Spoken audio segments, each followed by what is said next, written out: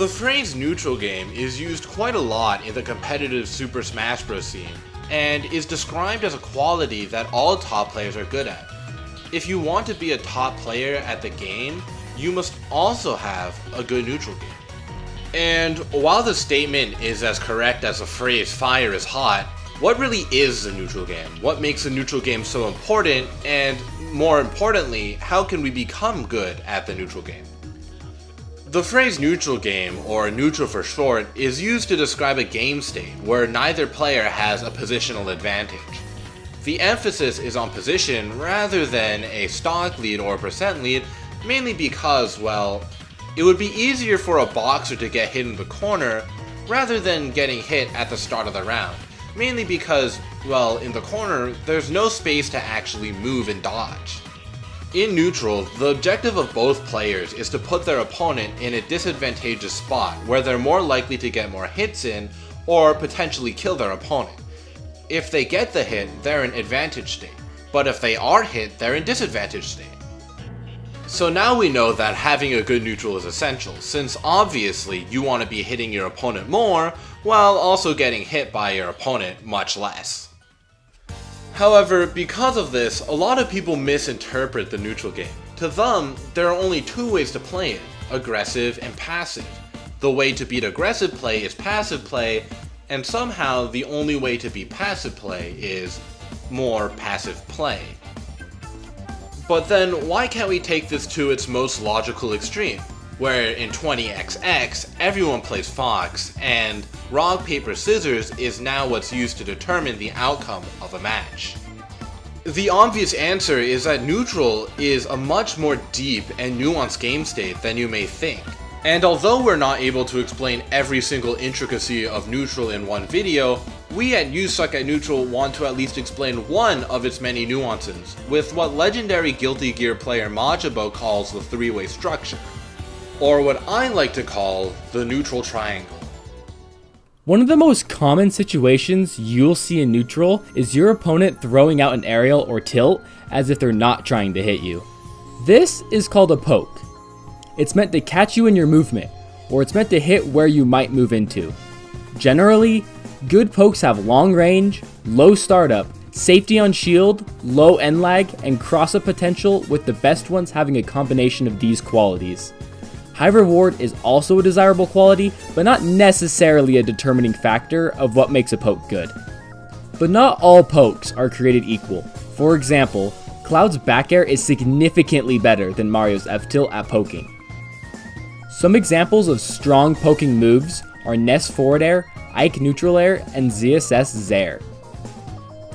If you're fast enough, your poke can beat your opponent's poke. This is called counter poking. Now your opponent decides to move into your range. You try to poke at them, and then your opponent dashes back and hits you.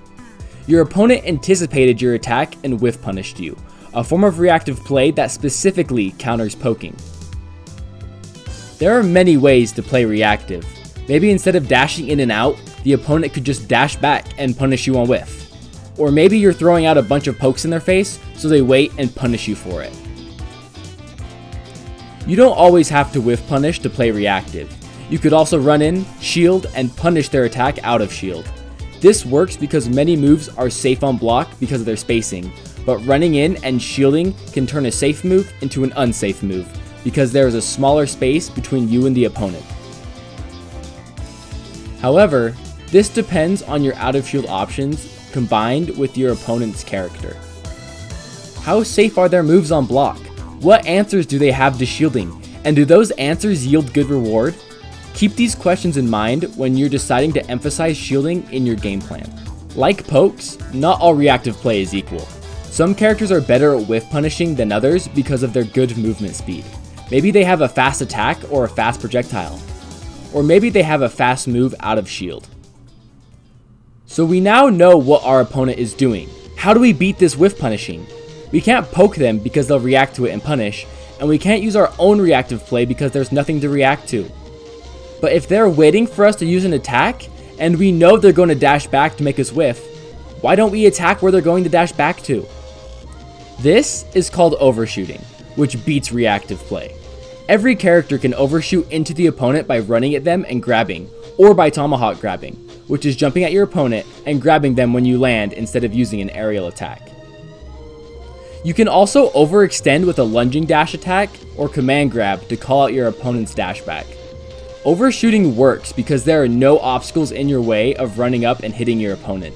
If your opponent is doing nothing, then there's nothing in your way on your way to hit them.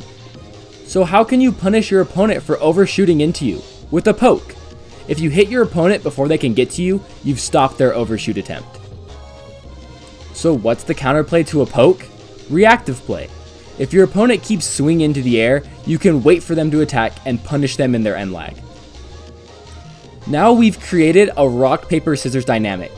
Reactive play beats poking, poking beats overshooting, and overshooting beats reactive play.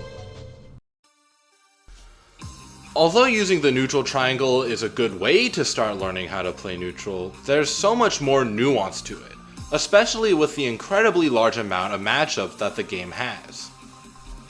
Maybe your character is really fast, so you can whiff punish from really far away. Or maybe your character focuses on projectiles, so you can force the opponent to come to you. Another thing I want to note is that you'll often see a lot of players playing aggressively at lower levels and reactively at higher levels.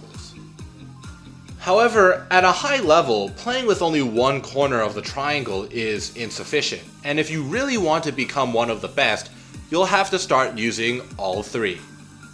If you want to understand more about the neutral triangle, read this article written by professional Guilty Gear player Machaba. It may be about Guilty Gear, but most of it applies to most fighting games. Anyways, I hope you enjoyed today's video. Remember to subscribe for character overviews, more analysis videos, and more importantly to help you not suck at neutral.